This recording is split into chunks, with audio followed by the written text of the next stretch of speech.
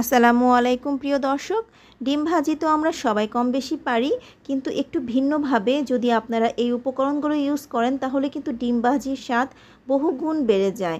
তো চলুন আমরা শুরু করি। এখানে আমি একটি টমেটো কুচি নিয়েছি পাকা, আর নিয়েছি পেঁয়াজ কুচি, 2টি কাঁচামরিচ, ধনেপাতা আর লবণ। সবগুলো উপকরণ একটা বাটিতে নিয়ে খুব ভালোভাবে চটকে নিব।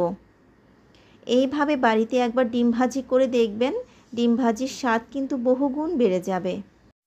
ডিম কিন্তু আমাদের বাঙালির জন্য একটা সহজ একটি রান্না। আমরা ডিমকে যে কোনো উপায়ে যে কোনোভাবে রান্না করে ফেলতে পারি। যারা ব্যাচেলর রয়েছেন, যারা নতুন রাঁধুনি রয়েছেন, তাদের জন্য ডিমের কিন্তু কোনো বিকল্প নেই। কিন্তু আপনারা একটু এইভাবে রান্না করবেন কিংবা ভাজি করবেন, তাহলে দেখবেন আপনাদের খাবারের টেস্ট অনেক বেশি বৃদ্ধি পাবে। তো আমি এখন 2টা ডিম ভেঙে নিচ্ছি।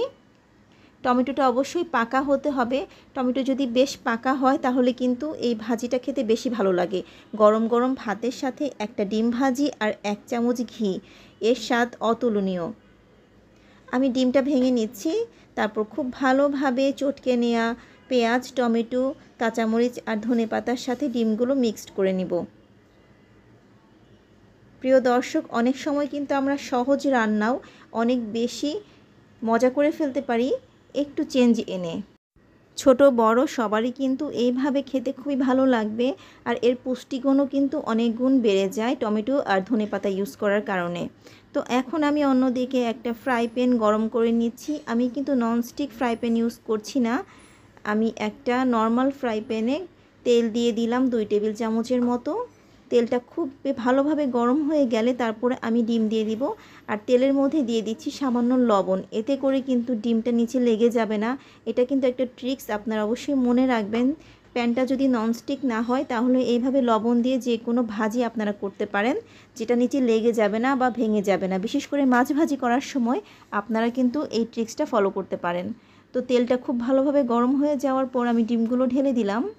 একটু সময় দিয়ে ভাজবো, কারণ এখন যদি উল্টাতে যাই তাহলে ভেঙে যাবে। যেহেতু টমেটো দেওয়া হয়েছে, একটু পানি পানি রয়েছে, এই জন্য একটু সময় দিয়ে ঘুরিয়ে ঘুরিয়ে নিচে একটু পোড়া পোড়া হয়ে আসলে তারপর উল্টিয়ে দিব।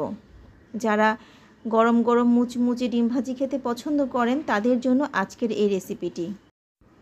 30 থেকে 40 সেকেন্ড হওয়ার পর যখন একটু নিচে পোড়া পোড়া হয়ে আসবে, ঠিক সেই পর্যায়ে উল্টে নিব। যেহেতু একটু ফ্লাফি হয়েছে, এই জন্য একটু সময় নিয়ে ভাজতে হবে এপিট ওপিট। উল্টে দিয়ে আমি আরও কিছুক্ষণ প্রায় 30 থেকে 40 সেকেন্ডের মতো ভেজে নিব। তারপর যখন 2 পাশ সুন্দর পোড়া পোড়া হয়ে যাবে তারপর নামিয়ে নিচ্ছি। দেখুন কি চমৎকার হয়েছে, আর খুব দারুণ কিন্তু একটা ফ্লেভার বের হয়েছে।